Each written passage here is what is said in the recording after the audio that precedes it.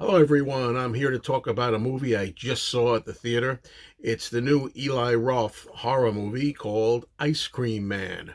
This is not the first time that there was a movie with Ice Cream Man in the title or as the theme. I know there was one in 1995 called Ice Cream Man or The Ice Cream Man, starring Clint Howard in the title role. This movie is nothing like that. I've never seen the Clint Howard one, but I hear that this is nothing like that. It's a totally different thing. Now, let me tell you what made me see this, because I had no intention of seeing this movie.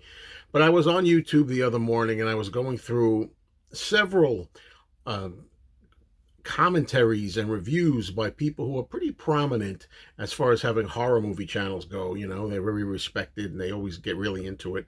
And across the board, this was a bomb, a dog, a terrible movie, totally worthless, or at least 99% worthless. Some of them praised the gore, but for the most part, this was considered a misfire, and people are already calling it the worst movie that Eli Roth has done. Now, Eli Roth, let me tell you where I stand with Eli Roth. I don't know everything by him.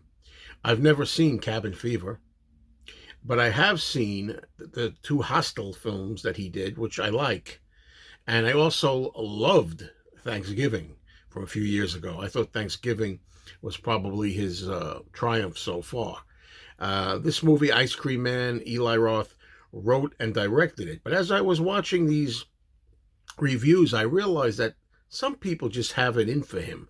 They don't like it for some reason, and I don't know all of the history or what motivates people, but I know I got a vibe right away that people don't like Eli Roth a lot. I don't know whether it's him personally, whether it's stuff that he's done, whether it's work. I don't know, but I could tell some of these had an axe to grind, if you'll excuse the expression, against Eli Roth from the get go. So I think that's a lot of the reason that a lot of this hate comes in. Now, the reason I went to see it myself is because there was one review totally out of left field by someone. It's a woman. I think she's called Deep Focus Lens, I think. And she has a really good channel, and she talks about all kinds of movies. And she's, a classy lady. And she talks about artsy films or, normal films a lot of the time. I wanted to see her take on this, and she said she enjoyed the movie. And I said, wow, that's a surprise. I never would have expected that. So I said, I have to see this for myself. Is Ice Cream Man as awful, as worthless, as is it as terrible and unwatchable as a lot of people are saying? The answer to me after seeing it is no. But I don't think it's a good movie either. Let's talk a little bit about it. Okay, it's about a town. It's a happy little town called Baleen Bay, and in this town, an ice cream truck pulls up by the Ice Cream Man, and the Ice Cream Man is not intimidating looking at all. There's nothing horrific about him. In fact, he doesn't say a word through the entire movie. He's very quiet. He's just got his dapper look with his mustache, and he tips his cap, and he doesn't have to talk. So he provides everybody with their ice cream cones. The children love to eat their ice cream. You know the old saying, "I scream, you scream, we all scream for ice cream." Well, these kids just are in their glory with this guy and his ice cream. Well, what turns out to happen is we find that there's something in this ice cream. It's poisoned. We never really know that part. We never really find out exactly how this stuff has an effect, but it's somehow poisoned, spiked, that when the children eat their ice cream, they turn into zombie-like automatons with ice cream smeared all around their mouths, who go around and decide to just kill all kinds of adults, their parents, their teachers. A lot of this takes place in the school, with a lot of teachers being falling victim to these maniacal children. You know, right away when I heard about this, I was really, even for me, even a person who likes slasher films to a degree, even me, I was saying, is this the point we've gotten to now? Have we gotten to the point now where we're going to have 12-year-old children going out killing adults? And most importantly, is this the way that you want to see a movie? Do you want to really have this for kids? These days, kids get in there and they're able to see these things, even though they're not supposed to.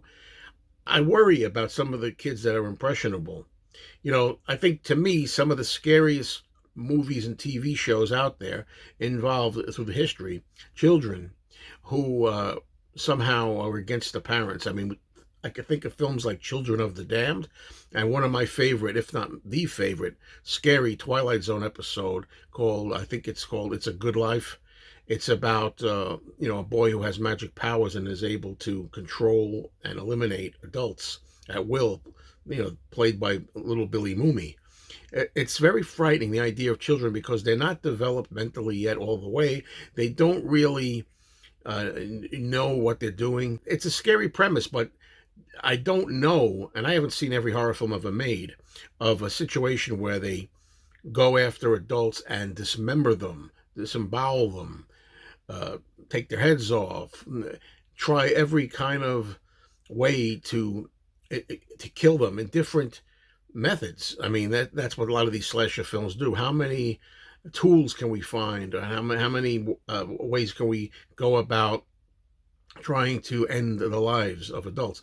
They just go haywire eating this ice cream, and it turns them into this. Now, all except for 2 or 3 of the heroes in there. We have a few children in here who are not eating the ice cream, and our main hero, if you will, is a character called Jared, who is played by Charlie Zeltzer, and he doesn't eat ice cream because, although he'd like to, he's lactose intolerant, so that's why he doesn't get infected. And he's got a couple of friends helping him out, but he's the one that starts to see if he can put an end to this. And I have to say another thing. A lot of people are saying the acting in here is terrible across the board. I don't think anybody in this movie is going to win awards for anything, Academy Awards. But I don't see anything wrong. I think for children, these kids are pretty adequate. I think, as I say, Jared, as played by Charlie Zeltzer, is adequate enough.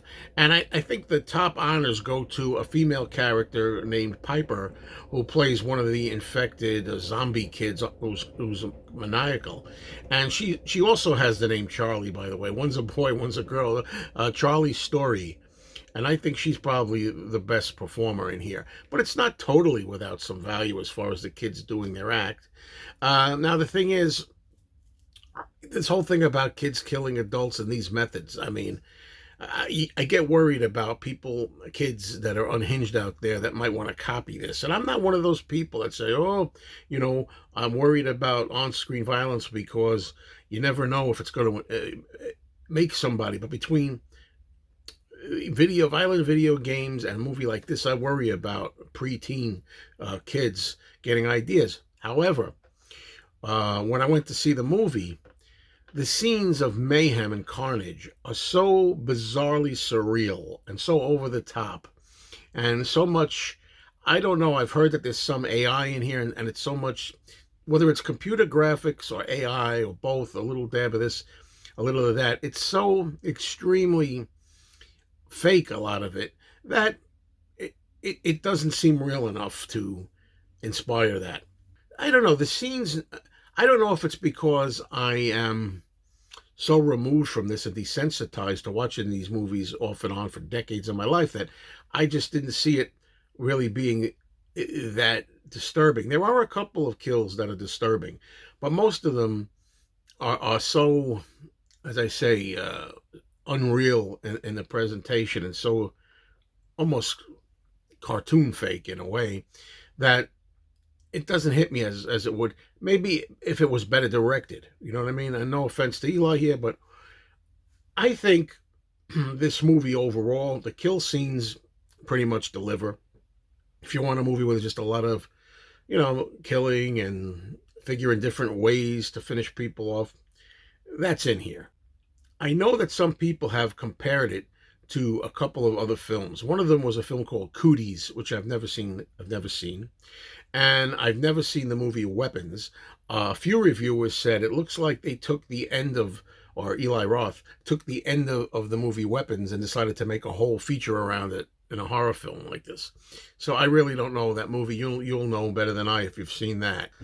And this story that people are saying that there's no plot in here and there's no reason for this. That's not true. I found out because although I'm not going to tell you what it is, and quite frankly, even though it was explained, I didn't really understand it. I don't think it's a satisfactory excuse, but there is an excuse for why the ice cream man is what he is and why he's doing what he's doing.